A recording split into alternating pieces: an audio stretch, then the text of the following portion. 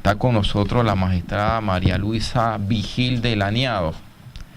Los miembros del Pacto de Estado por la Justicia, en primer lugar le agradecemos que participe y haya estado anuente a participar de estas audiencias públicas. Y a igual que el resto de los aspirantes, usted va a contar con 5 minutos para hacernos una presentación de su persona, de su trayectoria y del por qué usted aspira a ser magistrada de la Corte Suprema de Justicia.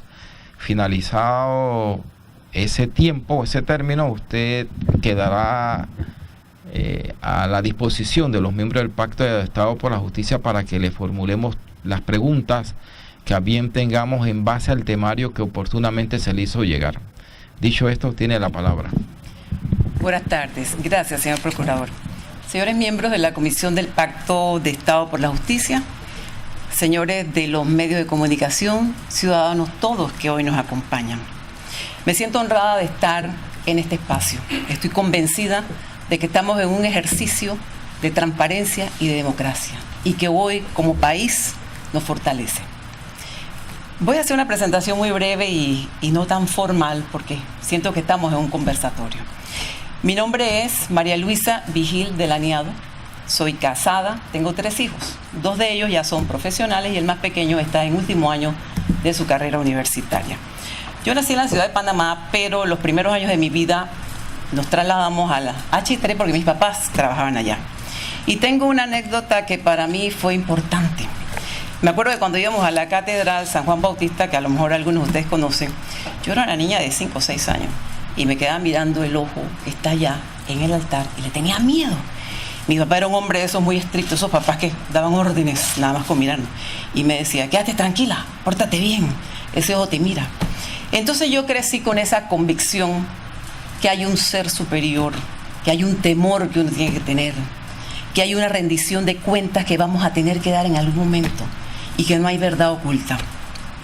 Después nos trasladamos a la ciudad capital y me gradué en el Instituto Fermín Odoa como bachiller en ciencias.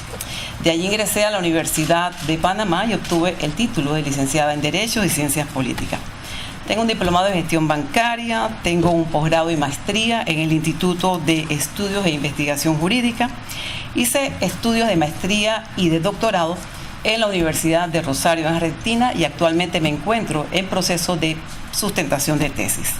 He tomado múltiples cursos y seminarios en materia de derecho procesal, derecho penal, extinción de dominio, blanqueo de capitales, terrorismo, análisis financiero, derechos humanos, métodos alternos de resolución de conflictos, gestión de calidad, entre algunos otros. Soy miembro del Colegio de Abogados, de la Asociación de Magistrados y Jueces y de la Asociación de Magistradas y Juezas de Panamá. Mi desarrollo profesional comienza en 1984. Yo tengo ya algunos años en el sistema.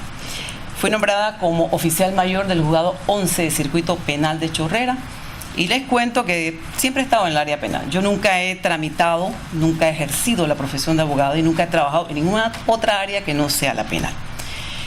Fui asistente de juez, asistente de magistrado y en 1995 fui designada como juez 11 de Circuito Penal en Panamá. En 1997 ingreso a la carrera judicial. También he sido magistrada suplente del Tribunal de Cuentas en el periodo 2008-2013. Y en el año 2008, específicamente el 17 de marzo, ingresé a la sala donde laboro actualmente. Es la sala transitoria del Segundo Tribunal Superior de Justicia.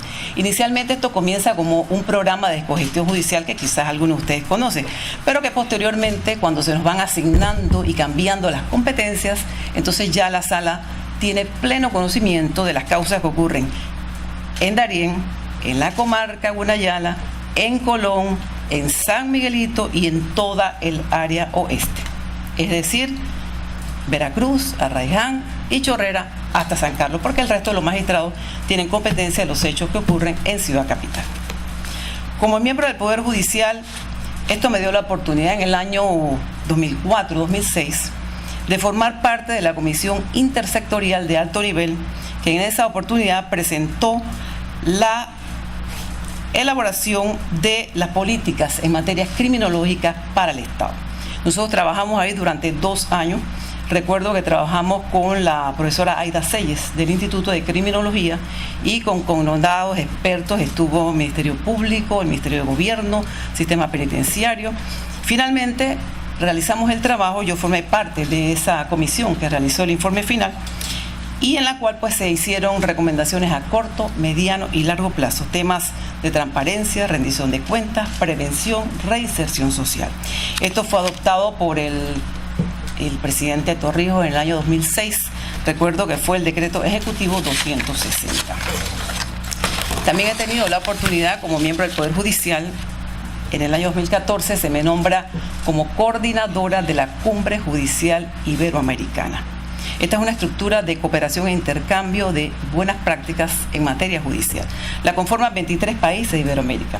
Y también están toda América Latina, España, Andorra y Portugal. Están los presidentes de corte, presidentes de consejos de judicatura. Dentro de la Cumbre Judicial fui designada como miembro de la Comisión de Ética. Esta comisión es un organismo consultivo.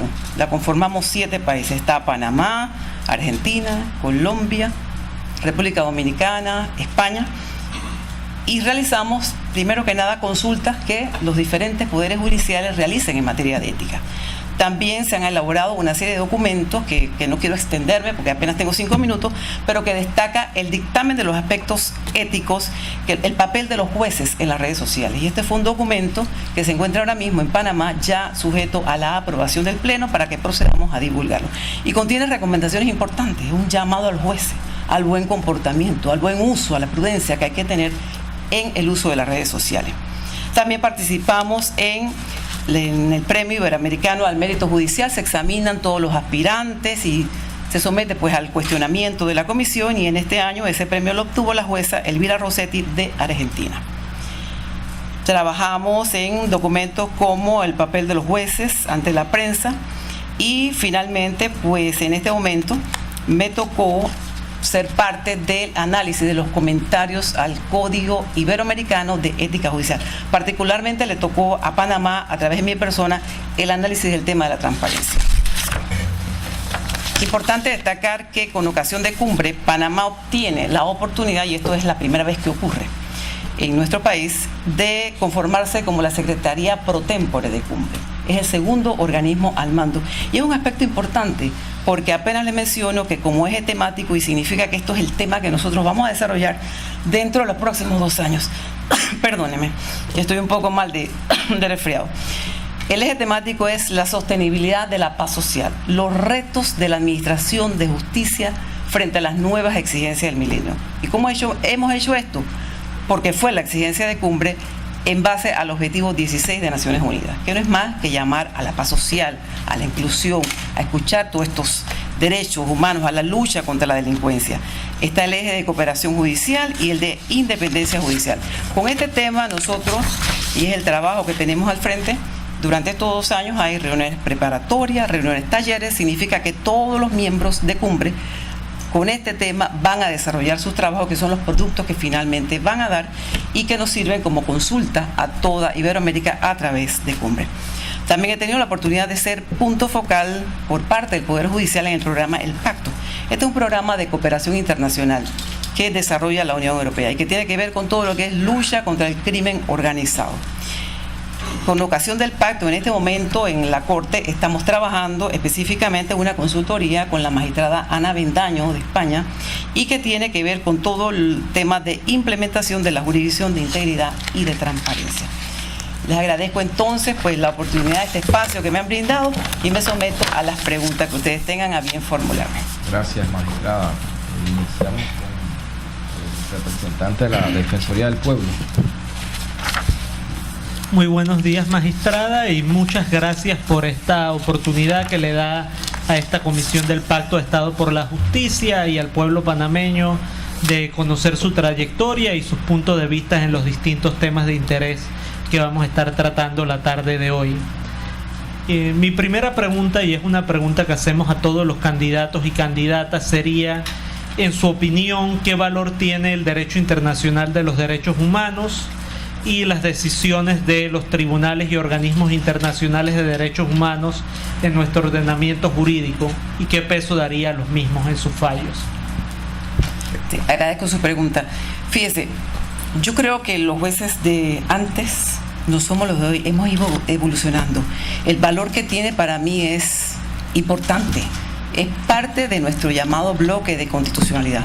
Dice el artículo 17 de la Constitución que el juez, cuando dicta su fallo, no solamente ha de tener en cuenta los derechos fundamentales que están ahí consagrados y que son los mínimos, es decir, son la base sobre la que tenemos que fallar, sino que además ha de tomar en cuenta todos los instrumentos internacionales, convenios, acuerdos sobre la materia referentes a derechos humanos. Y tenemos que tener en cuenta también todo el aspecto de control de convencionalidad. Entonces yo creo que eso nos enriquece, que nos obliga a prepararnos, que nos obliga a internarnos un poco en el tema y que forma parte fundamental y es una base legal sobre nuestras decisiones. Muchas gracias, magistrada. Los derechos económicos y sociales, como pudiera ser salud, vivienda, educación, seguridad social, ¿qué papel usted piensa que debe jugar la Corte Suprema de Justicia en la tutela de los mismos? ¿O son los mismos objeto de tutela por parte de la Corte Suprema de Justicia? Sí, definitivamente que son objeto de tutela por parte de la Corte Suprema de Justicia.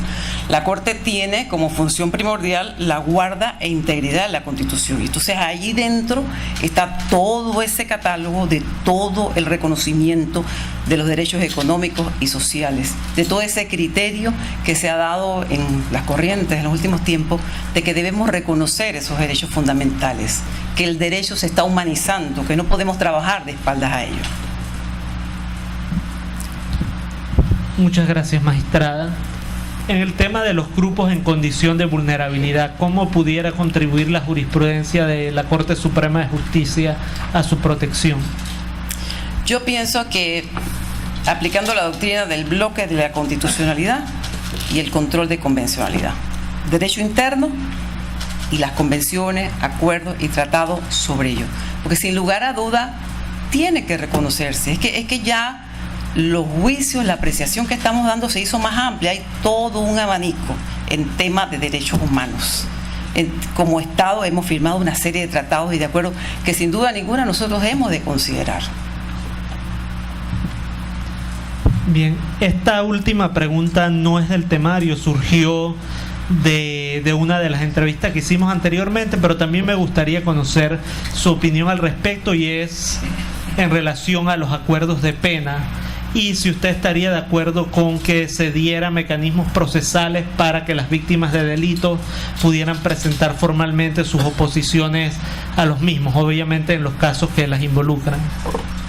Le agradezco su pregunta y fíjese, la contesto pues porque estoy aquí, soy convocada con usted, porque precisamente por ahí se ha abordado mucho el tema con ocasión de estos trabajos, pero es que eso es importante.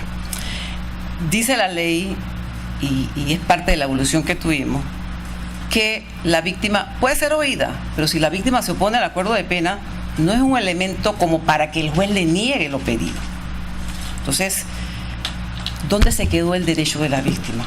¿Dónde se quedó la ley 23?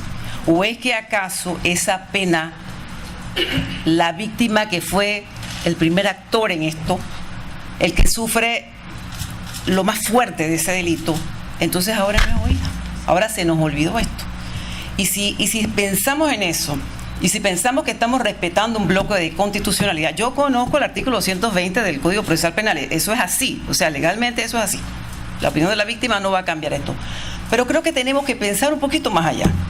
Entonces, si tenemos que respetar los derechos humanos, si tenemos que respetar los derechos de la víctima, que está allí incluido, eso es un tema que no merece discusión. Entonces, ¿por qué no lo vamos a tomar en cuenta? Claro que tiene derecho, claro que debería ser escuchada. Y fíjese lo que le digo. Mire, la evolución del derecho procesal siempre obedece a cuestionamientos sociales, porque el derecho no es estático, el derecho es cambiante, el derecho es evolutivo, el derecho tiene que irse ajustando a las exigencias sociales y nosotros como personas de derecho público tenemos que entenderlo así. No somos gente nada más como una computadora que emite fallos. No, es que nosotros tenemos que comenzar a ver la sociedad. ¿Tiene niveles de satisfacción o no los tiene? ¿Cómo se siente una víctima a la que se le dice, no importa lo que usted diga, lo que pasó con usted, eso no interesa, aquí vamos a resolver con lo que dijo el fiscal y la defensa? Se siente burlada, es al menos lo que yo creo.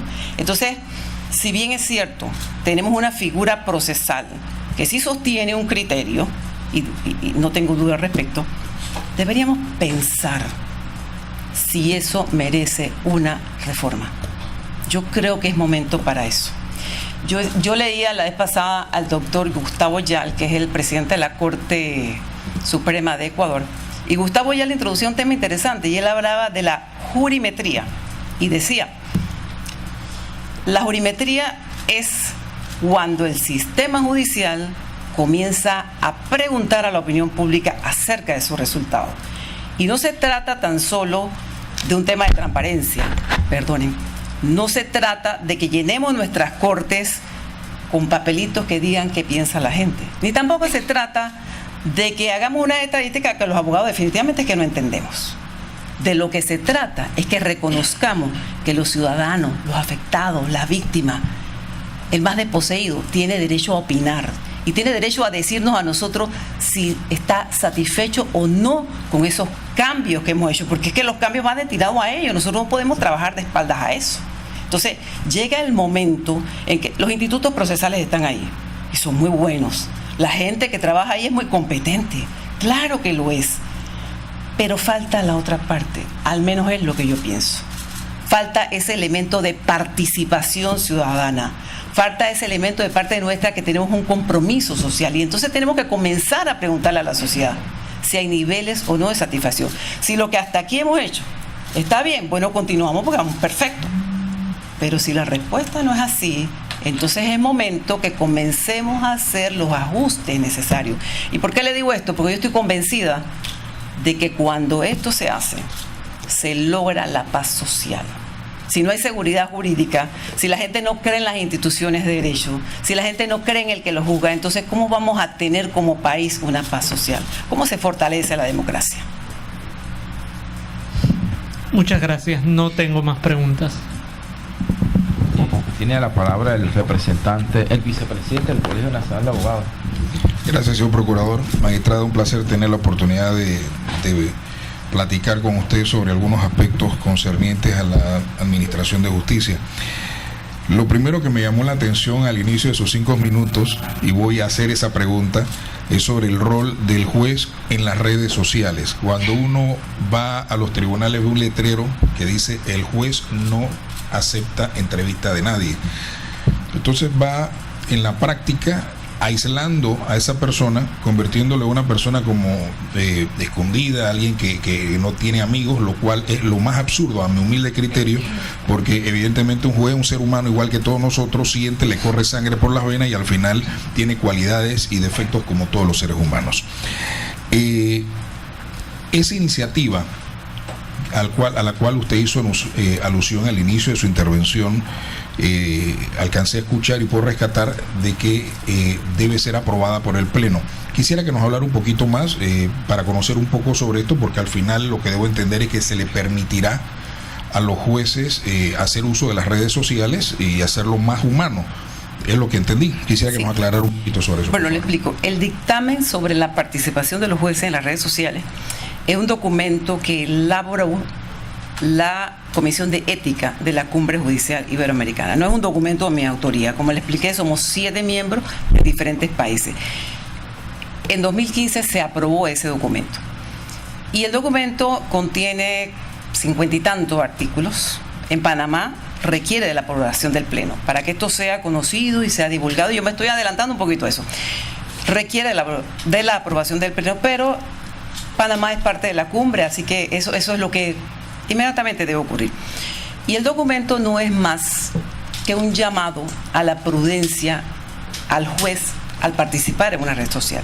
Yo comprendo su posición, no se trata de que el juez va a ser un ente aislado, no se trata que va a estar por allá encajonado, porque es que tampoco queremos eso, ¿no? Hoy en día tenemos tantas redes sociales que no podemos desconocer y que inclusive uno cae hasta en la ignorancia cuando no las conoce, cuando no conoce los buscadores y las webs y todas estas cosas y le hablan de los bitcoins y usted se queda como que eso qué es la criptomoneda. Hay tantos conceptos nuevos y que nos dejan a los jóvenes atrás y no superan, pero se trata de que el juez que participa en estas redes sociales tiene que ser prudente, porque el juez, si bien no es un ser aislado, tiene que guardar su papel de tal, porque no puede estar emitiendo opiniones políticas, no puede estar emitiendo opiniones comprometedoras, no debe estar mandando mensajes sobre un caso que tenga en su despacho.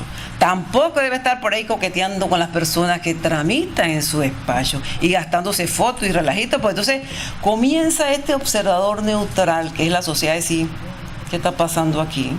Así que este amiguito aquel. Entonces esas son las cosas con las cuales hay que tener prudencia. No es prudente que un juez ponga una foto con unos amigos tomando licor y todo el mundo pasado detrás. Ves que si lo hace otra persona, pues bueno, yo tengo una amplitud de criterio. Cada quien sabrá, pues qué bien que la pasamos, qué chévere en esta fiesta. Pero si usted ve a un juez en eso, entonces comienza alguien a pensar, esta es la debilidad que este señor tiene, es que le gusta el trago, es que le gusta el relajo, es que le gustan las muchachas. O sea, el juez tiene que entender que esto es un compromiso, esto es casi un monasterio. Uno se vuelve medio aburrido, y se lo digo que yo tengo 33 años en la administración de justicia, y no es que sea un ente aislado, no es que yo no hable con nadie, no es que no tenga amigos, no, pero eso me obliga a tener una actuación diferente. A mí me obliga a pensar un poco antes de hacer las cosas. Entonces, redes sociales es como un relajamiento que mal utilizado se puede producir. El documento no prohíbe esto, pero sí hace un llamado a que quienes participen en él sean prudentes cuando son jueces, y sobre todo con publicación de fotos. No puede una juez salir por allí con la mitad de la ropa, porque es que eso, ¿qué es? Todo eso daña la imagen de la administración de justicia. Entonces después decimos, pero es que ¿por qué nos critican? Porque somos todos, cada uno de nosotros tiene un compromiso institucional.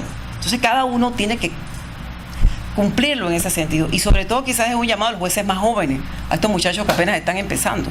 Nadie les prohíbe que lo usen, pero vaya, es que tienen que tener cuidado con lo que están haciendo, sean prudentes en el uso. Magistrada, usted es una persona que obviamente se ha formado dentro del órgano judicial. Yo quisiera saber, evidentemente a lo largo de los años de servicio, usted ha tenido que haber detectado algunas falencias dentro del órgano judicial que todavía persisten y que obviamente dentro del nivel de jerarquía que usted ocupa no puede resolverlo por razones obvias. ¿Qué haría usted para mejorar? Por ejemplo, como hablamos, usted propiamente lo dijo y es verdad, hay una mala imagen del órgano judicial. Para mejorarlo, ¿cómo haría para mejorar el servicio que se le ofrece a los usuarios del sistema? Hablo de los abogados, que a diario vamos a los tribunales de justicia y que por nimiedades como son no tener acceso a un expediente de una manera rápida, el tema de la reserva, que son criterios de pronto muy subjetivos que no lo comparte la defensa, y donde al final pues uno como profesional busca ayudar a un ciudadano que está siendo investigado y se encuentra con esta muralla. Hay otros aspectos que evidentemente son cuestionados. Quisiera saber su visión sobre este aspecto y de qué manera usted cree que podría mejorarse estos problemas que enfrenta el órgano judicial si usted llegara a ser magistrada de la Corte Suprema de Justicia. Fíjese, yo creo que lo primero es que hay que fortalecer un modelo de gestión de calidad. Dentro de Cumbre, y le cuento esto porque hace poco tuve la oportunidad de conversar con la vicepresidenta de la Corte Suprema de Honduras y estábamos hablando mucho sobre su modelo de gestión de calidad. Entonces hay una serie de aspectos técnicos que allí se introducen y que son tendientes a agilizar el sistema, a dar más acceso al público. No es que lo que estemos haciendo está mal, no, estamos haciendo un gran trabajo. Si yo no creyera en lo que hago, yo no estaría aquí. Se los digo de verdad, con toda sinceridad. Pero también creo que podemos hacerlo mejor. Entonces hay muchos modelos de gestión de calidad que podemos adoptarlo al sistema panameño y lograr con eso un mayor acceso. Por ejemplo, en el tema de liquidación de causas. Entonces se me acercaba un magistrado y me decía: magistrada, necesito que usted me ayude, pero lamentablemente eso escapa de mis posibilidades, ¿no? Entonces me decía, era un defensor de oficio, ¿por qué no hay un calendario para las audiencias en derecho, otro para las audiencias de acuerdo de pena y otras para las audiencias con jurado? Deberían ser 3 calendarios. Entonces resulta ser que si yo tengo una audiencia de acuerdo de pena o audiencia en derecho, yo tengo que esperar que me pongan ese calendario y tengo que esperar meses para que eso pase. Son situaciones que a mí en lo personal eso se me escapa de la mano, porque yo tengo esas funciones administrativas, pero que sin lugar a dudas se pueden hacer, porque si se hicieran, por ejemplo, se fija un calendario de audiencia en derecho, significa que un magistrado puede atender 2 audiencias ese día y cuidado que 3. Y a lo mejor hasta 4. Eso depende. Porque los alegatos son más cortos, las intervenciones son más cortas, allí no hay jurado, se simplifica el asunto. Y si son acuerdos de pena, el tema es muy simple. Vienen las partes, le presentan el acuerdo, usted revisa si cumple con los requisitos y le dicta su sentencia. Y una sentencia que ya no va a analizar aspectos de responsabilidad, porque ya todo eso está superado. La pena que se propone es de acuerdo a la ley y usted dictó su sentencia y ese caso en ese momento terminó y damos una respuesta rápida. Ya las audiencias con jurado, eso es otro tema, otra cosa. Pero nosotros, por ejemplo, tenemos ese problema. Pero a ese problema le acompaña lo que siempre nos sucede y es el tema económico. Y como ustedes saben mejor que yo, órgano judicial tiene un presupuesto del 2% del gobierno central. Yo creo que ese es el gran mal que nosotros sufrimos, que fue así dispuesto hace muchísimos años cuando la realidad, el entorno de aquella época no se corresponde para nada con lo que pasa hoy en día. Entonces, por ejemplo, nos quedamos sin salones para hacer audiencias. Usted sabe la cantidad de audiencias que yo no he podido realizar por falta de salón. Tenemos una lucha intestina con secretario de judicial. Nos peleamos. Yo a veces le digo, en el Cerro Ancón la voy a hacer, pero esta audiencia se hace hoy. Entonces, nos ponemos a veces hasta creativos. Hemos ido a los juzgados de circuito y quizás ustedes lo han visto, ellos están divididos con puertas corredizas y abrimos esa puerta y nos ponemos allí porque no puede ser que uno le diga a una persona así tan fácilmente, no hay salón, espérese un año y que allá le hacemos la audiencia, ¿no? Entonces, porque eso es parte de nuestra responsabilidad. Pero a veces hay situaciones que nos rebasan en ese sentido. Magistrada, usted evidentemente es una abogada joven. Su periodo terminaría en 10 años. ¿Qué puede esperar la sociedad si luego de los 10 años, en caso de ser electa magistrada de la Corte Suprema de Justicia, qué haría la doctora María Luisa Vigil de Laniado? Me retiraría a atender a mi familia. Mire, yo no soy tan joven como parezco, gracias, pero no todo lo que brilla es oro. Y quienes me conocen lo saben, ¿no? Ya que a mi hijo se muere la risa. Yo me retiraría a atender a mi familia.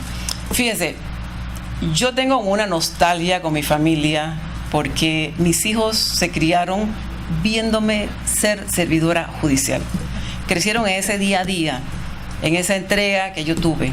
Y los crié con mi salario y con las aportaciones de mi esposo, que es ingeniero, que trabaja para la empresa privada y que, le aclaro, nunca, jamás ha tenido ningún contrato con el Estado. Es un hombre que se ha dedicado al sector privado totalmente. Pero dentro de eso, uno tiene un compromiso con su trabajo, porque es que hay que entender lo que estamos haciendo. Entonces, lo que yo hago tiene un impacto social. La gente espera respuestas de nosotros. La gente espera que hagamos las cosas rápidas. Entonces, yo siento que le fui quitando un poquito de tiempo. Y cuando veo a mis 3 hijos grandes, digo, Dios santo, ya son 3 hombres, se me pasó el tiempo. Entonces, sin lugar a ninguna duda, terminado allí, me iría a mi casa, a atender mi casa, a atender a mi familia. No escribiría... Atender quizás a los nietos que ya estarían por allí. Me dedicaría a escribir, entonces entraré en otra etapa, porque yo creo, y a propósito de eso le cuento, fíjese, yo creo que la materia de ética es una materia que debe incluirse como básica en las universidades, porque ahí comenzamos a educar a nuestros abogados. Yo sé que las dan y algunas más y otras menos, pero eso es lo fundamental. Mire, la formación ética del abogado es la base sobre la que él tiene que sostenerse. Los conocimientos jurídicos vendrán después. Un abogado sin ética, ¿usted qué puede esperar? Entonces, si nosotros que trabajamos en esto no damos lo que hemos recibido, no damos un poco de nuestras experiencias, no formamos a esos muchachos, ¿cómo esperamos que Panamá tenga mejores días? Entonces yo creo que sí, me dedicaría a escribir, me dedicaría a ser académica. Yo en una oportunidad de mi vida lo intenté hacer. Era asistente de un profesor que en inicio me decía, ayúdame con esta clase, pero ya después no era ayúdame con esta clase, dame la clase hoy, mañana, y están los muchachos ya con el pañal, la tarea sin hacer y tantas cosas que yo dije, me tengo que salir de esto, porque es que yo tengo obligaciones principales cuando salgo de mi casa. Y yo creo que la vida uno va transcurriendo poco a poco, porque hoy en día que soy magistrada de Tribunal Superior, nuestras audiencias terminan de madrugada. Pero ya mis muchachos crecieron, entonces ya la situación cambia. Entonces yo creo que Dios siempre le da a uno un espacio para que él vaya dedicándose a lo que tiene que ser. Pero sin lugar a duda, nosotros, nuestra generación, tiene un compromiso con los jóvenes de este país. Los jóvenes nos miran y esperan una administración de justicia que vaya renovándose, que se vaya reforzándose, que cuando sean ellos los que estén aquí aspirando a estos cargos, hay unos parámetros diferentes. Y claro que tenemos esa deuda con ellos y que yo en algún momento de mi vida, independientemente de que pueda llegar o no a la Corte, voy a cumplir. Muchas gracias, magistrada. Señor Procurador, el Colegio Nacional de Abogados no tiene más preguntas. Gracias. Tiene la palabra la diputada Ana Matilde Gómez. Buenas tardes, magistrada. Buenas tardes. ¿Cómo puede, en su opinión, un fallo de la Corte Suprema de Justicia contribuir a esa paz social de la que usted nos ha estado hablando a lo largo de sus respuestas, de su presentación? Y si también se puede, de la Corte Suprema de Justicia, fortalecer la democracia y robustecer la institucionalidad. Cuando usted nos da esta respuesta, proyéctese un poquito a la impresión ciudadana que hay respecto a los casos de corrupción y la selectividad de la justicia. ¿Usted dónde atribuiría, dónde piensa usted que está la razón, si usted pudiera encontrar alguna, de que haya esa percepción ciudadana, esa sensación de que los casos de corrupción, primero, se atienden selectivamente desde la justicia, segundo, hay un enorme espacio de impunidad, y que tercero, no está respondiendo a lo que la sociedad espera? Yo pienso que esto es un tema de compromiso personal. Cada quien, cada juez, cada magistrado tiene que comprometerse con lo que está haciendo. Tiene que aplicar la Constitución, la ley, las convenciones, los tratados internacionales. Y tiene que tener ese desarrollo de ese compromiso social, porque es que tenemos que entender lo que estamos haciendo. Mientras más elevado es nuestro cargo, mayor proyección y mayor alcance van a tener las consecuencias jurídicas de lo que ahí se decide. Entonces, yo creo que es un tema que cada uno de nosotros tiene que involucrarse, tiene que cumplir con firmeza, sin temor, sin mirar hacia la izquierda, hacia la derecha, hacia atrás, hacia adelante, sin llamadas, sin coqueteo con nadie. Tiene que aplicar la ley como es, sin temor, con firmeza, porque tenemos un compromiso y es que para eso estamos allí, no es para más nada. Bien. Magistrada, una cualidad que usted piensa que usted tiene, que le hace merecedora de que la designaran magistrada de la Corte Suprema, y siendo mujer, ¿cómo comprende usted la lógica jurídica de o la lógica de la corporación, desde el punto de vista de que el fallo se aplica erga omnes, aun cuando es un caso concreto, es un fallo de final, definitivo, obligatorio, que ayuda a la paz social, que fortalece la democracia, que construye institucionalidad? Entonces, ¿cuál es la importancia de la presencia de más mujeres en la Corte Suprema de Justicia? A mí me encanta su pregunta. Yo soy madre de 3 hombres, pero no dejo de ser mujer y no dejo de ser feminista. Mire, yo creo que el tema no es porque sea mujer y porque sea hombre. Claro, los cargos la gente se los tiene que ganar por su capacidad, por su experiencia, por su compromiso. Pero el tema de género, el tema de mujer, no podemos perderlo de vista. La Corte está compuesta por 9 magistrados y nada más hay una mujer. La población panameña, la mitad son mujeres, entonces como que no se compadece mucho el asunto. Y yo pienso, con todo respeto, que eso crea un desequilibrio. A propósito de su pregunta, yo recuerdo cuando estaba, y quizás con eso se la conteste, yo estaba en 3er año de Derecho y tuve la oportunidad de ser alumna del doctor César Quintero. Y él nos daba Derecho Constitucional. Y en esa ocasión le preguntábamos al doctor Quintero, así muy jocosamente entre los estudiantes, doctor, ¿y por qué la dama de la justicia es una mujer? Y le decían los muchachos, ¿y por qué no es un hombre? Eso es una discriminación. Entonces el doctor, que era un hombre muy sabio, él decía, mire, la mujer, porque es la dueña de la matriz, ella representa la vida, tiene esa protección sobre los más débiles, es la que arropa en su brazo a los más desposeídos, a los que nadie quiere, a los desiguales, a los que discriminan. Pero también tiene la energía de la mujer firme, que sabe tomar decisiones sin temores cuando tiene que hacerlo, que no se deja sugestionar, que no tiene miedo en su trabajo. Y tiene además, esa mujer vestida de blanco, es una mujer pura, es una mujer seria, no es una mujer que se deja seducir por nada ni por nadie. Y tiene la balanza en la mano, porque quienes la ven tienen que ver esa balanza que se mantiene no inclinada, no amenazada por la tormenta que se mueve de un lado para otro, sino firme, porque esa es su labor. Entonces yo creo que sí sería oportuno que la Corte tenga esa oportunidad, ese balance, porque nosotras tenemos nuestras propias cualidades. Dios nos hizo diferentes, entonces eso es parte de la evolución. Finalmente, magistrada, si un magistrado tiene facultad legal, tiene capacidad intelectual, ¿qué le faltaría para que ese fallo fuera respetado indistintamente de que no te favorezca?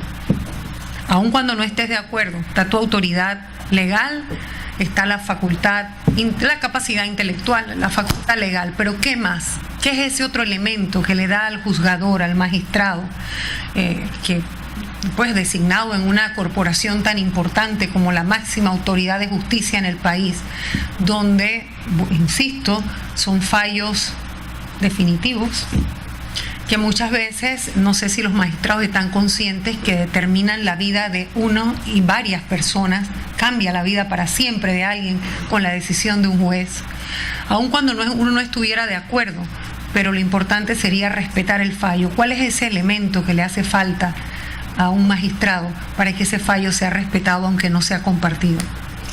Yo creo que el primer elemento es la transparencia.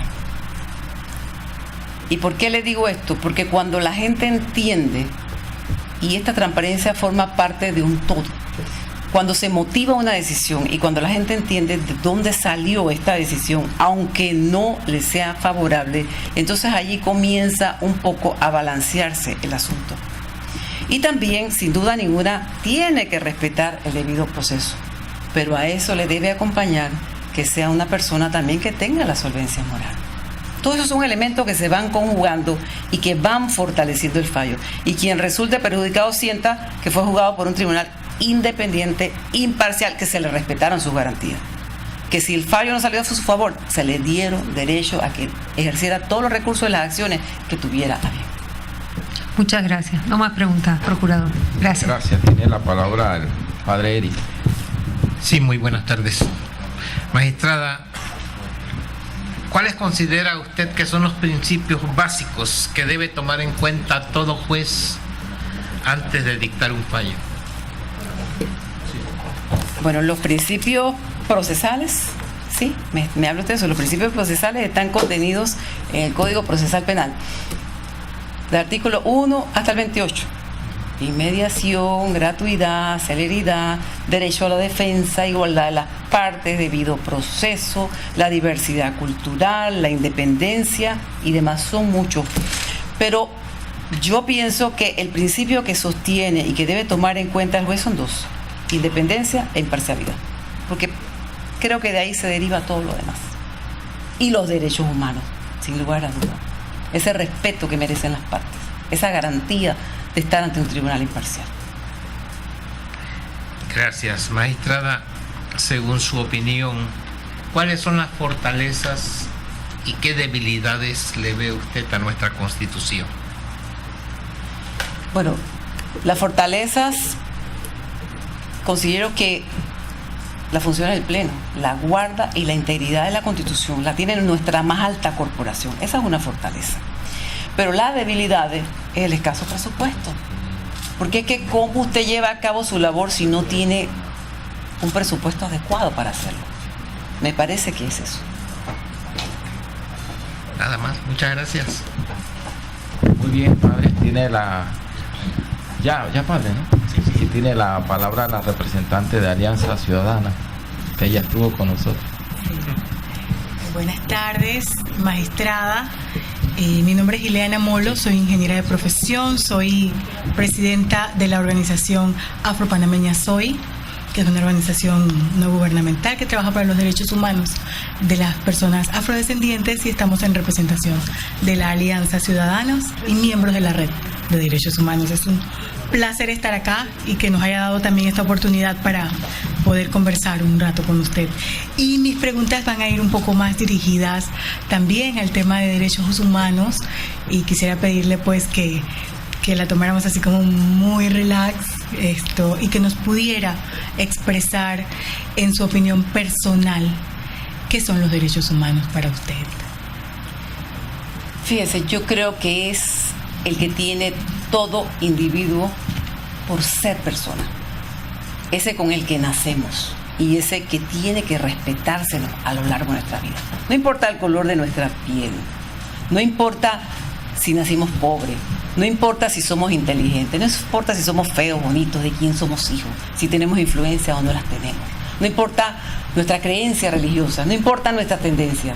Tiene que respetársele ese derecho que es propio del ser humano y que hoy en día empezamos a entenderlo. Yo creo que anteriormente no estábamos muy conscientes de que esto era así, pero que hoy en día empezamos a entenderlo y que sin el respeto a los derechos humanos es muy difícil que una sociedad obtenga paz. Excelente. Basando entonces su respuesta, viendo los derechos humanos como el individuo en sí, quisiera preguntarle cuáles podrían ser entonces sus responsabilidades y compromisos una vez usted sea electa magistrada de la Corte Suprema de Justicia. Desde un punto de vista legal, fíjense, porque es que el tema de los derechos humanos está sostenido en la doctrina del bloque de la constitucionalidad, por la cual el juzgador tiene que tomar en cuenta todos estos convenios, acuerdos, tratados de los cuales Panamá es signatario cuando decide un fallo. Entonces sí tenemos un soporte. Y también tenemos que tener en cuenta el control de convencionalidad que se ejerce desde la Corte Interamericana de Derechos Humanos y por la cual el derecho interno no puede entrar en pugna con la Convención. Entonces ahí sí tenemos cómo desarrollarlo, cómo garantizarlos. Excelente. Bueno, otra pregunta que también va en la misma línea. Me gustaría que pudiera conversarnos un poco y que nos indique si usted ha participado en la creación y sistematización de leyes y procesos de interés social. Y yo pues le anexaría una preguntita más a nivel personal. Si nos pudiera compartir alguna anécdota de cuál ha sido de su participación en grupos de voluntariado y si ha tenido la oportunidad de verse en la necesidad de tener alguna defensa hacia alguna posición o algún grupo de vulnerabilidad. Bueno, la oportunidad que tuve y quizás ha sido la más cercana fue cuando laboramos en la elaboración de la política criminológica del Estado panameño. Ahí estuvimos 2 años en este tema y tuvimos que hacer una serie de análisis sociales, jurídicos, psicológicos y demás para poder llegar a esto. Entonces, sí, me toca elaborar con este documento en el cual se recomienda al Estado panameño políticas de prevención con jóvenes, una serie de recomendaciones que allí se hicieron y como le dije, están en el Decreto Ejecutivo 260-2016, una serie de medidas de modernización del sistema de justicia necesarias para que esto se diera y una serie de medidas de reinserción y de resocialización. Directamente en grupos de trabajo, a mí me absorbe un poco el tiempo y no he tenido la oportunidad. Pero sí le cuento algo. Fíjese, cuando yo inicié mi tesis de doctorado, que al final dejé el tema y no lo concluí y me fui con otro tema de derecho probatorio, trabajé un poco en investigación sobre la función de los jueces de ejecución en Sudamérica. Y encontré algo bien interesante sobre el tema de rehabilitación y de readaptación. Y entonces allí vimos un plan piloto que se estaba implementando en ese momento en Uruguay y que tenía que ver con la diferenciación entre rehabilitación y reinserción en ese reconocimiento de darle al individuo la oportunidad de reincorporarse al que tiene el interés de reincorporarse.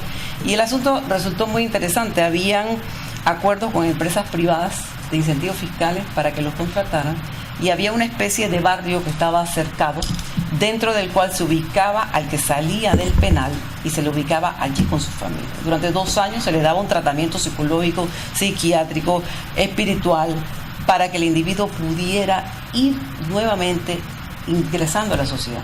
Porque si no, usted saca un individuo de la cárcel y lo pone allí, otra vez en su mismo ambiente, y usted ¿qué puede esperar que va a pasar? O sea, las condiciones lamentablemente no son las mejores. Entonces, pero pues no terminé de desarrollar el tema. Sin embargo, sí me resultó oportuno y ojalá en algún momento tuviéramos la oportunidad de trabajar un poco con eso, porque es que la gente lo ve un poco en frío, dice, bueno, pero es que estas son las cárceles, es que no soy yo, es que yo no tengo nada que ver con eso. tiene todo que ver.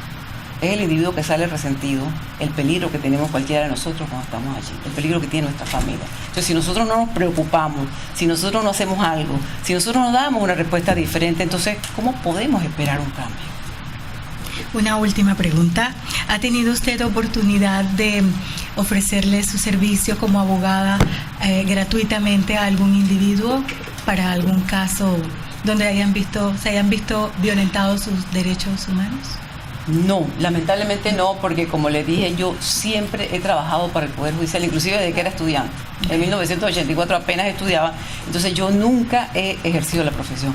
Pero sí he tenido la oportunidad de ver el valor que esto tiene, porque, por ejemplo, en nuestros casos de audiencias con jurados y hasta en derecho, el servicio legal voluntario, que lo integran profesionales y generalmente son muchachos jóvenes que piden la oportunidad, se inscriben en una lista, entonces ellos dan ese servicio de representar al acusado cuando el calendario de los defensores de oficio está muy comprometido, y sí se ve, claro, un avance, un apoyo, cómo logramos nosotros resolver estas causas. Excelente. Muchas gracias. No más preguntas. Gracias. Usted tiene la palabra Julio Domínguez, de la Procuraduría General. Sí, muy buenas tardes, magistrada. Bueno, llegó el momento de las preguntas fáciles, porque son algunas preguntas de tipo técnica y que usted maneja por su diario.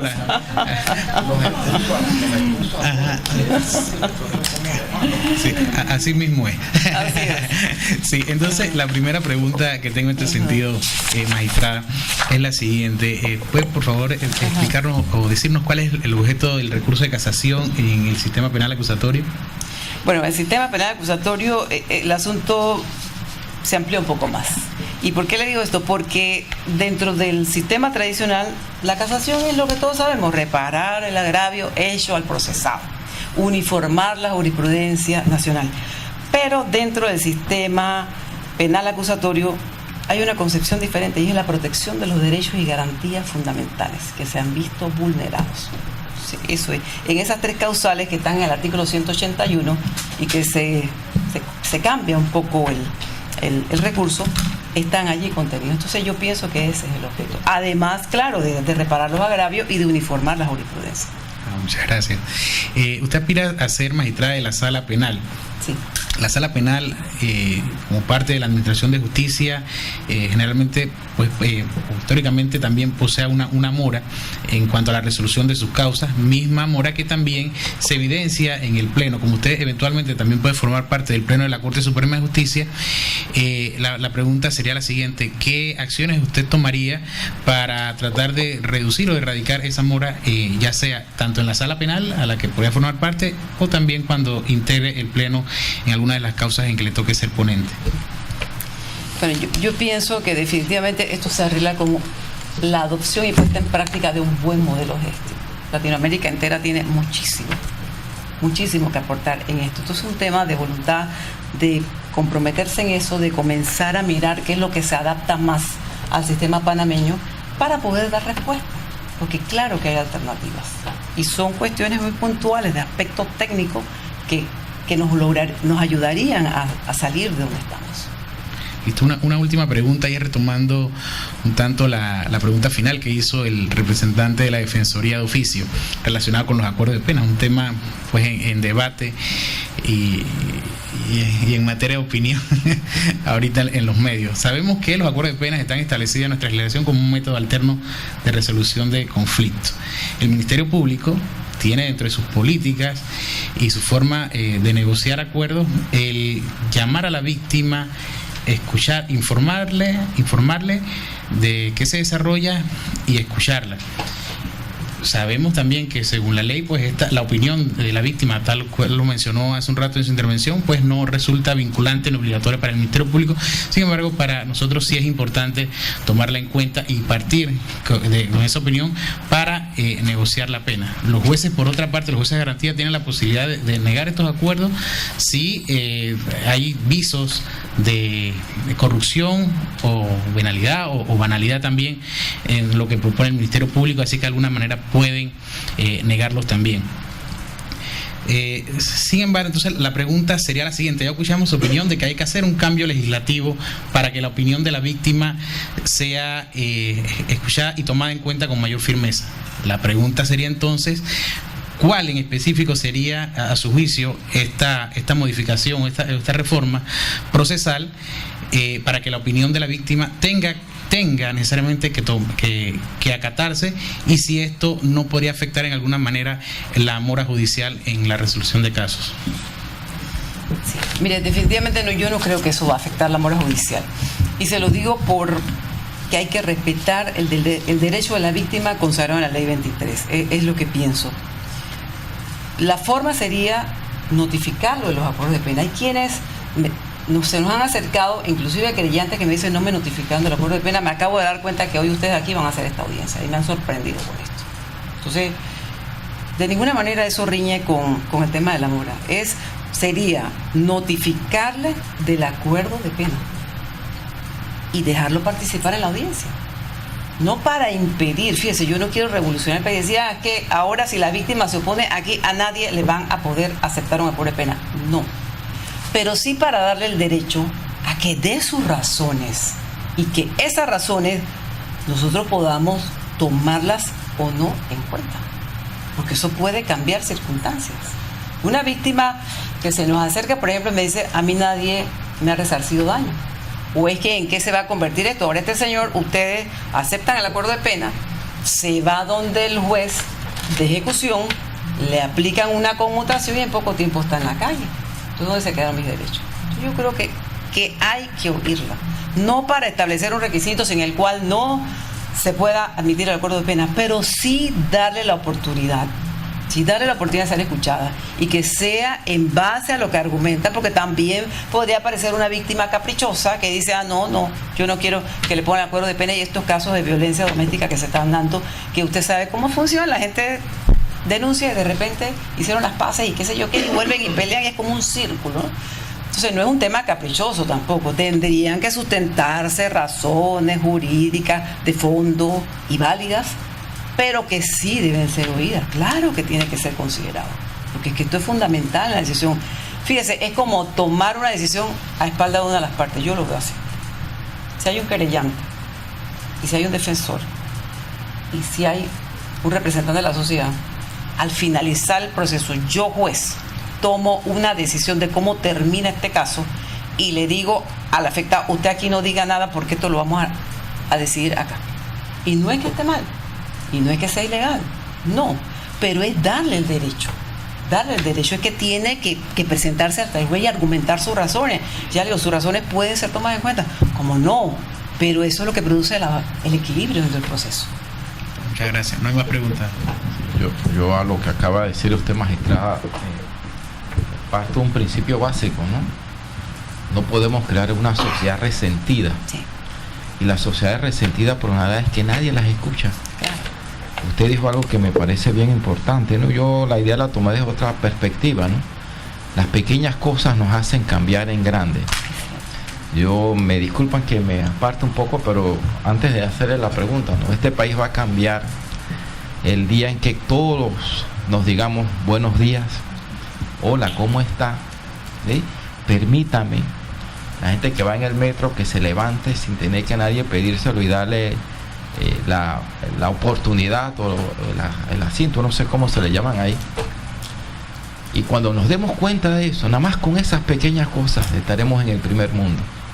Mientras tanto podemos andar con todo el dinero, tener casa de playa, tener un apartamento de 20 millones de dólares, en los más grandes carros. No, sí, porque aquí hay gente que se da en ese lujo, yo no. Pero seguimos todavía en una jungla. Por eso yo digo con esas pequeñas cosas, porque yo trato de entender, nadie transmite lo que no tiene, ¿no? Usted transmite una visión de una administración de justicia más comprometida con la persona, con el ser humano. Así es. Las normas son importantes, claro, pero usted dijo se puede hacer más. ¿Qué más se puede hacer, magistrada? Sí. Bueno, yo creo que lo que nos toca hacer, y como se decía hace un rato, es entregar a las nuevas generaciones esa herencia. Una transformación del sistema, una modernización del sistema, modernizarlo con tecnología, con modelos de gestión de calidad, con todo eso que conocemos bien todos, pero una transformación Porque hay que inculcar valores éticos. Eso va a ser parte importante en el cambio. En muchos de nosotros, lo digo desde el que limpia las escaleras hasta los magistrados de la Corte, porque es que no pensemos nada más que aquí tiene que tener valores éticos los magistrados de la Corte. No, desde el señor que limpia, desde el que atiende a aquella mamá que viene a preguntar por su caso y resulta ser que la noticia que le vamos a dar es que le pusimos 10 años de prisión. Entonces, ¿cómo le dice eso? Una persona que no tiene escolaridad, que viene estresado, que viene nervioso, que ya de por sí tiene una actitud que no es la más positiva. Entonces, siquiera tiene el derecho a ese respeto. Entonces, yo creo que es un tema en el cual todos nos tenemos que involucrar. Como bien dice usted, mire, yo creo, y es lo que he tratado de inculcarle a mis hijos, y siempre les digo, yo no les puedo dejar dinero, ni su papá tampoco. Les podemos dejar una educación, y gracias a Dios, 2 de ellos ya la tienen, y el más pequeño está por obtenerla. Pero siempre he tratado de enseñarles esto. Yo creo firmemente que lo que más vale en la vida, vale tanto que no hay dinero con el que usted pueda comprar. Dígame cómo usted va a una tienda y le dice, deme 1 libra de honor. Eso no se compra. Deme 1 libra de prestigio, deme 1 libra de respeto, deme 1 libra de transparencia en mi actuación, deme 1 libra de credibilidad. Eso no se puede comprar. Es que son valores tan preciosos que no hay cómo lograrlos. Entonces, es parte de la formación y como usted bien dice, yo creo que los panameños tenemos que dejar un poquito ese juega vivo también. Porque a veces hablamos y entendemos por lo que nos toca todos estos temas de corrupción, eso es cierto. Y que tenemos que tener las manos firmes, también es cierto. Y que tenemos que mandar un mensaje de certeza, de castigo, también es cierto. Porque el que se mete en eso tiene que saber que eso trae consecuencias, que las cosas no son tan fáciles. Y que hay autoridades que van a hacer su trabajo.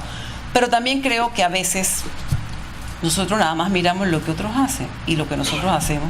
Y cuando yo me pongo en el estacionamiento, los impedidos, y no me interesa el que venga por ahí con una pierna fracturada, cuando yo me paso en la fila, cuando viene mi hijo y me dice, mamá, la maestra la tiene conmigo, y entonces yo voy al día siguiente a pelear con la maestra, porque el pobre chiquillo no tenía la culpa. Entonces yo creo que todo eso es parte de una cultura de cambio, que cada uno de nosotros tiene que poner un granito de arena.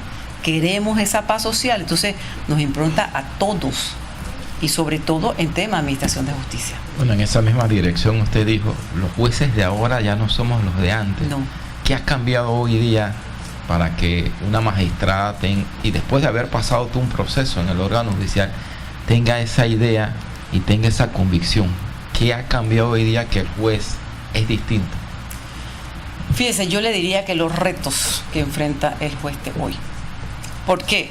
Porque temas como compromiso social, hace 20 años nosotros no pensábamos en eso. El juez tenía la visión de que yo debo hacer mi trabajo, aplicar el derecho, aplicar la ley, y aquí terminó el asunto. Garantizar el debido proceso y ya. Pero hoy en día nosotros entendemos que la responsabilidad va un poco más allá.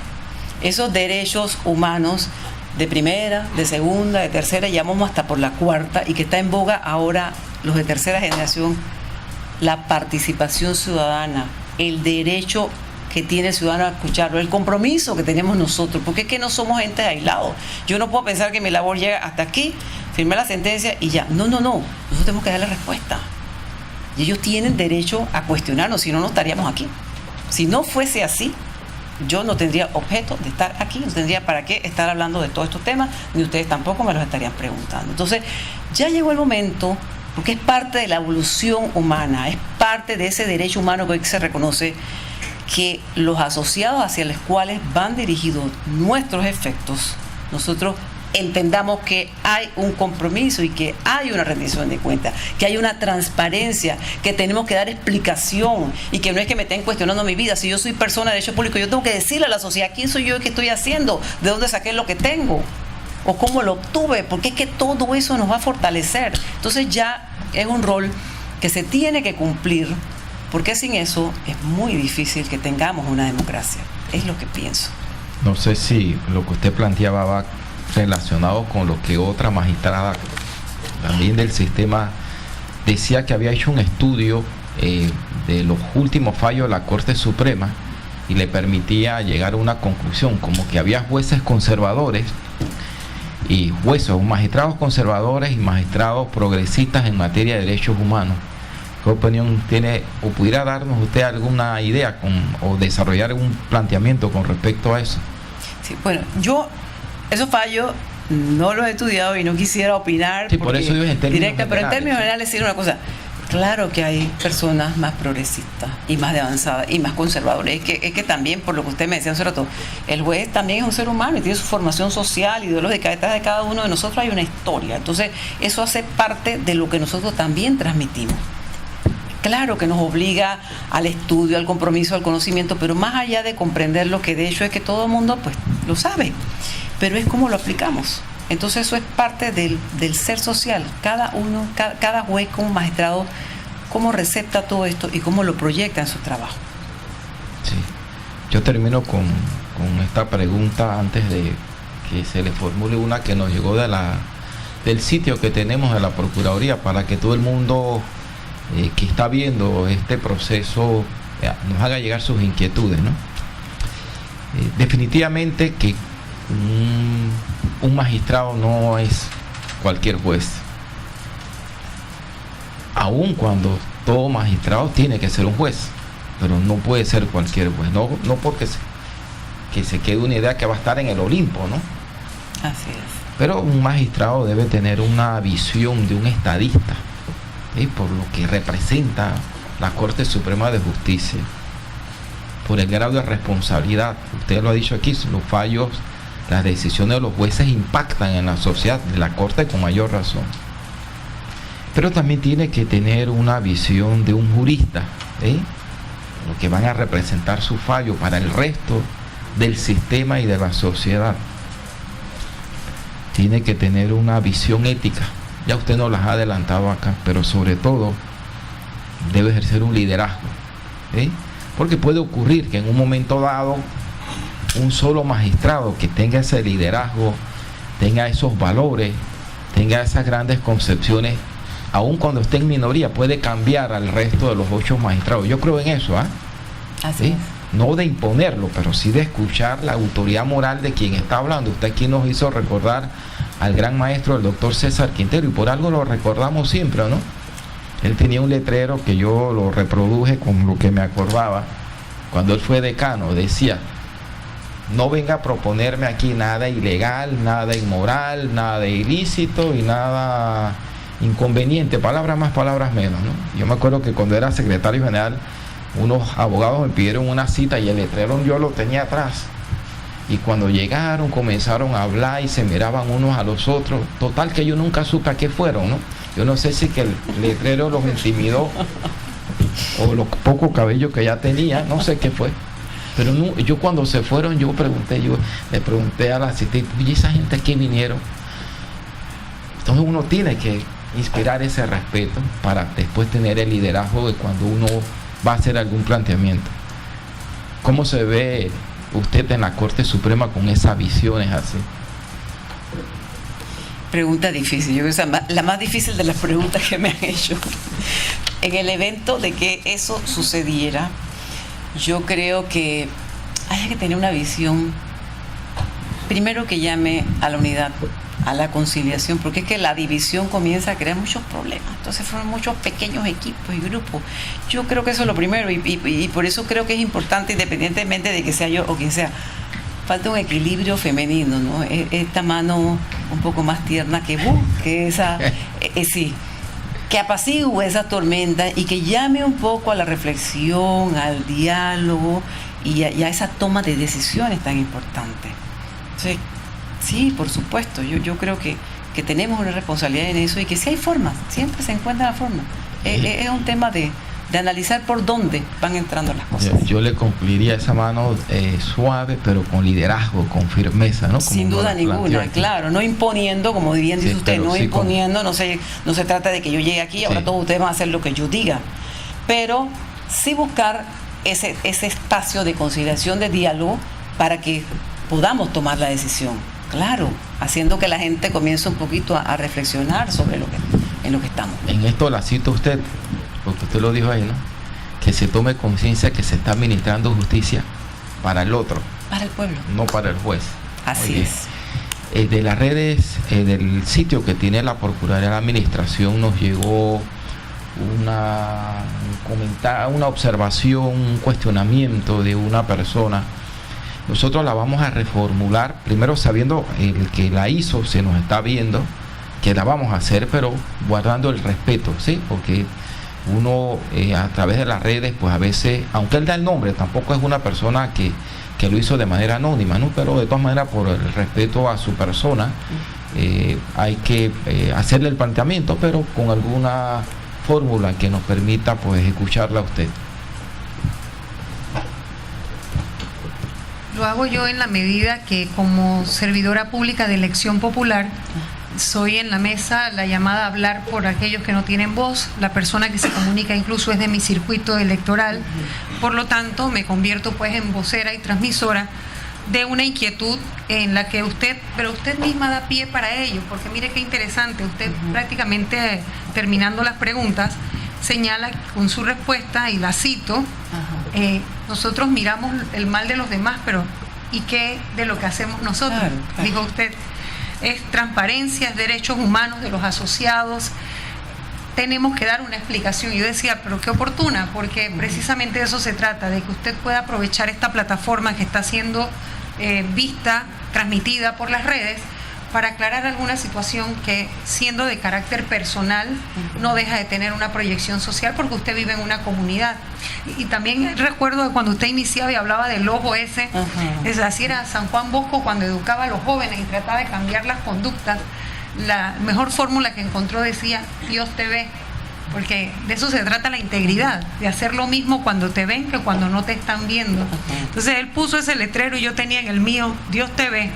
Decía, aunque no hubiera nadie, por aquí no hay cámara escondida ni nada, hay un ojo ahí que te está viendo y mejor cuídate, porque usted lo dijo aquí, algún día vamos a tener que rendir cuentas.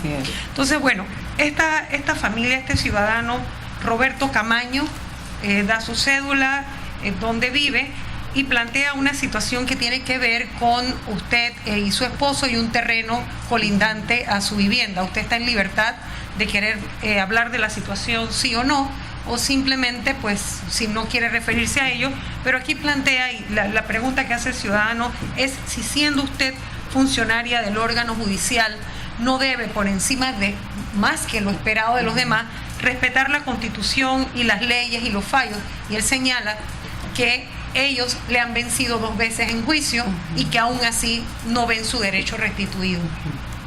Bueno, le explico, y sí, ciertamente es un tema personal, pero es que estamos hablando de eso, ¿no? No, yo no tengo ningún inconveniente en responderle. Le voy a decir algo. Primero, no quiero ir más allá del caso, porque el caso no es mío, el caso es de mi esposo. Y sería tanto como decirle a él, como estás casado conmigo, entonces tú no puedes ir a demandar a nadie, porque de repente la gente te asocia conmigo. Entonces, ¿dónde se queda el derecho humano que tiene? Y el derecho a reclamar. Ese proceso está en manos de las autoridades y será un juez independiente, imparcial, transparente el que tome la decisión.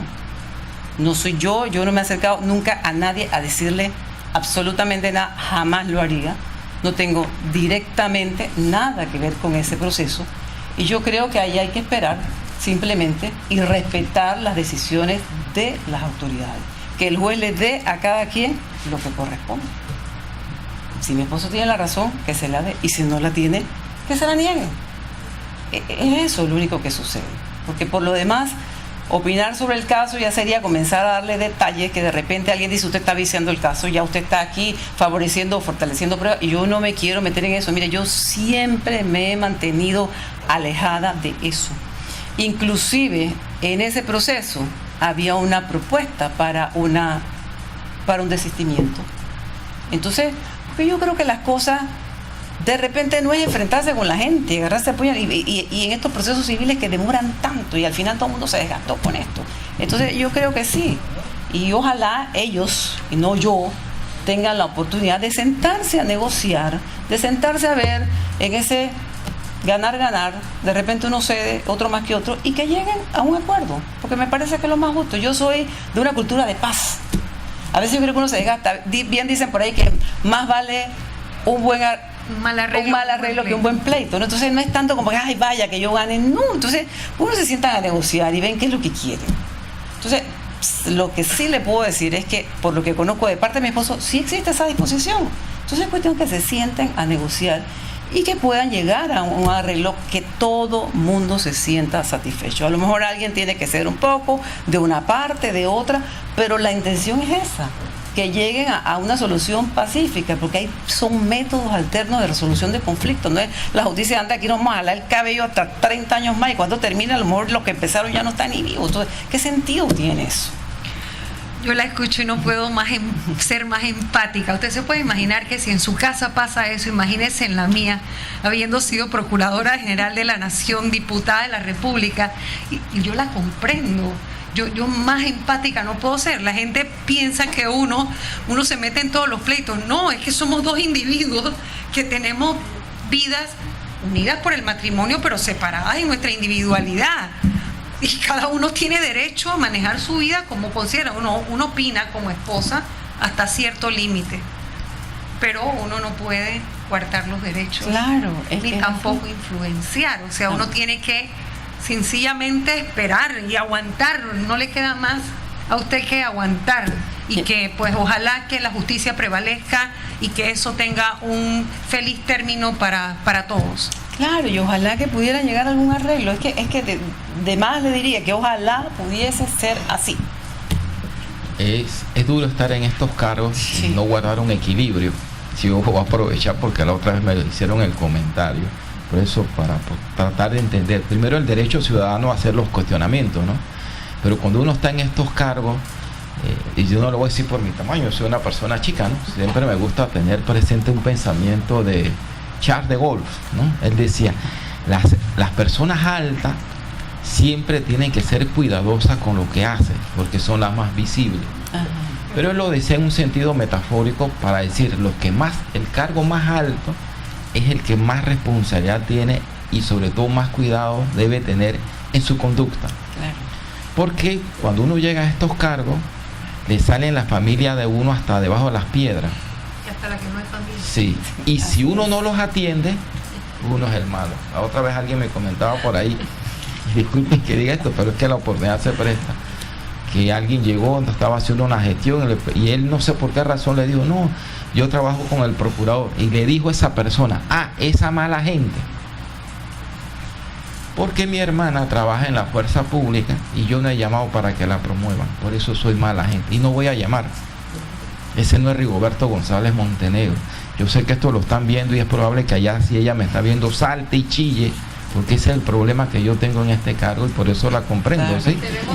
Que cuando un familiar tiene un proceso y cuando uno, el cargo que tiene, dice, yo no me puedo meter, entonces ponen a uno en una situación delicada, pero también a la inversa, que todo lo que le ocurra a un familiar de manera favorable, es porque es el procurador, ¿sí? Y es difícil desligar eso, pero bueno, esa es la democracia y uno tiene que vivir con eso. Mi mamá a propósito decía, ahora tiene 81 años, decía, tú prepárate que si en el Mundial Gavilán Gómez no mete gol y Bolillo Gómez dirige mal, esos Gómez también hace pariente tuyo. Muy bien, salvo que haya alguna otra observación. Sí, cómo no. Sí, solamente a todos los candidatos y candidatas se le hacen unas preguntas de transparencia. Esta vez nadie las hizo, así que solo para que conste le quería preguntar si tiene algún vínculo dentro del segundo grado de afinidad y cuarto de consanguinidad con cualquier persona del Consejo de Gabinete, el presidente de la Asamblea de Diputados.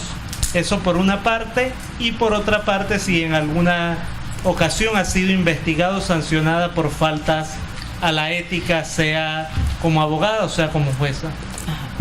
Bueno, le explico lo siguiente. En mi carrera de juez, yo recuerdo que sí tuve 4 quejas disciplinarias. Y ninguna, todas fueron resueltas favorablemente. La primera de ellas fue de un gran personaje que ya por ahí ya no sale tanto en los medios. Y el señor, yo tenía un caso de alto perfil, un caso muy sonado. Y el señor, y lo voy a decir, voy a mencionar el caso porque es que ya ese caso terminó hace mucho tiempo, era el caso de la cárcel Modelo. El señor no era parte del caso. Y se presentó al tribunal porque es que él era un personaje y cuando él se presentaba había que plegarse. El señor quería presentar unas pruebas.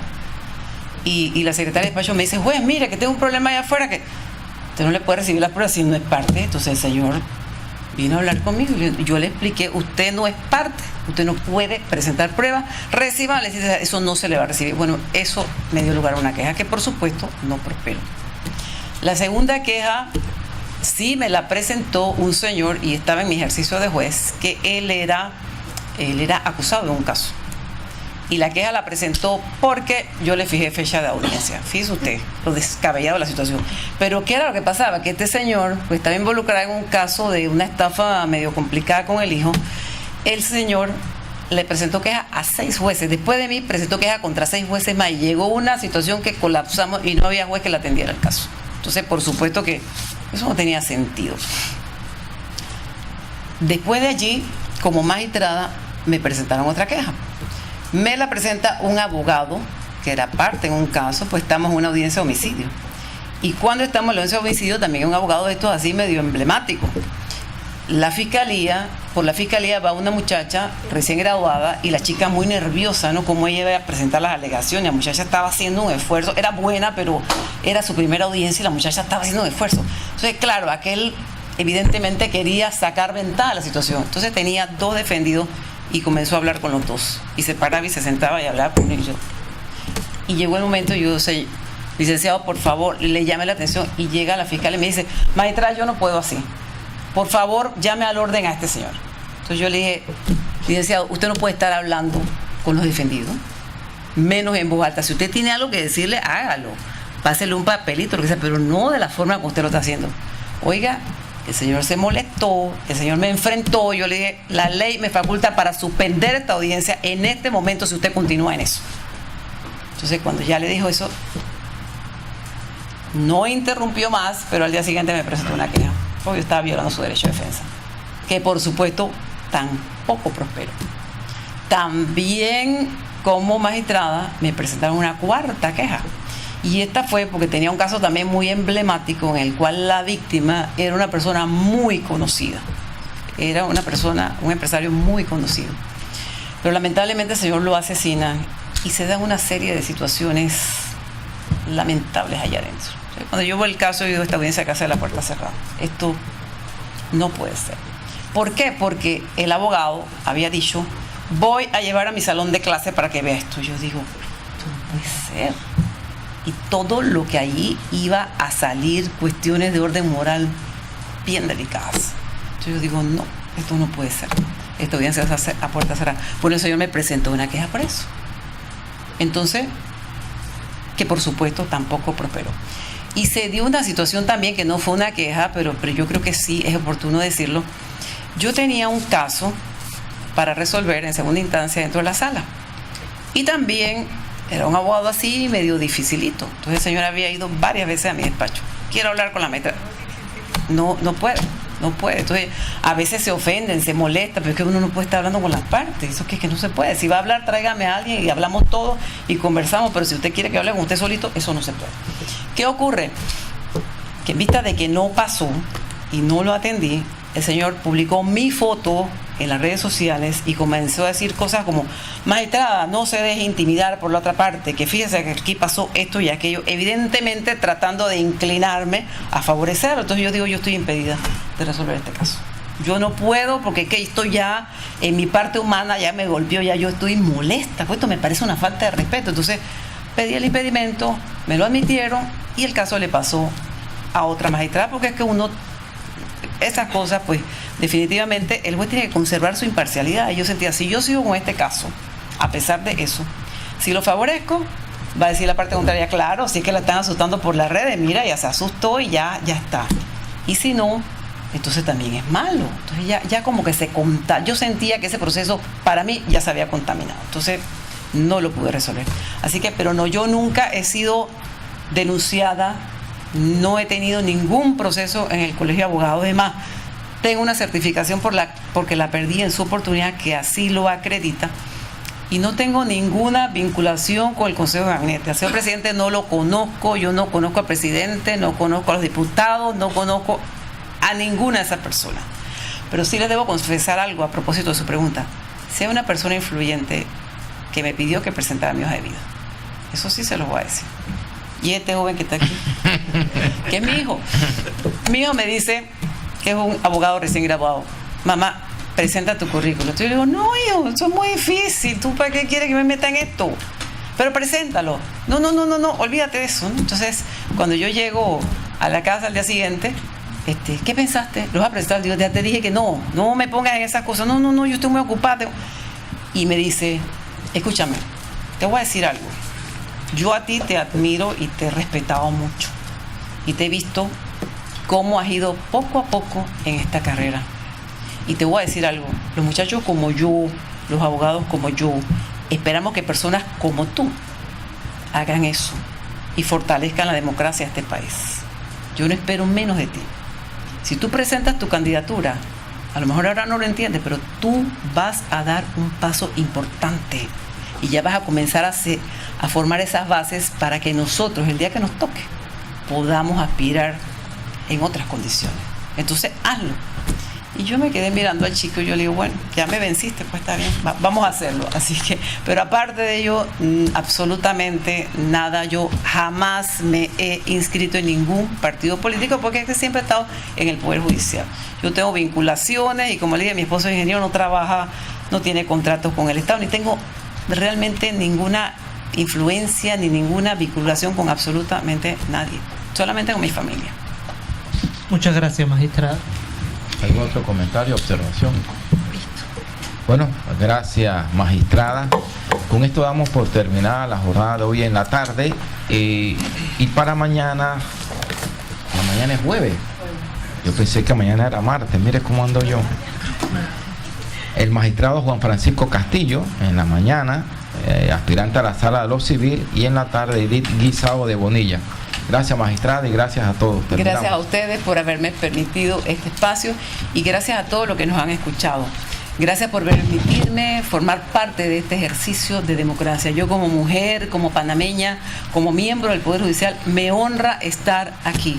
No sé qué pasará después. Yo creo que eso no es lo importante. Lo importante es que pudimos llegar hasta aquí, que pude conversar con ustedes, que esa voz ciudadana hoy aquí se ha hecho presente y que me ha dado la oportunidad, después de tantos años en Poder Judicial, de poder hacer este conversatorio que tanto me ha enriquecido. De verdad se los agradezco muchísimo. Buenas tardes.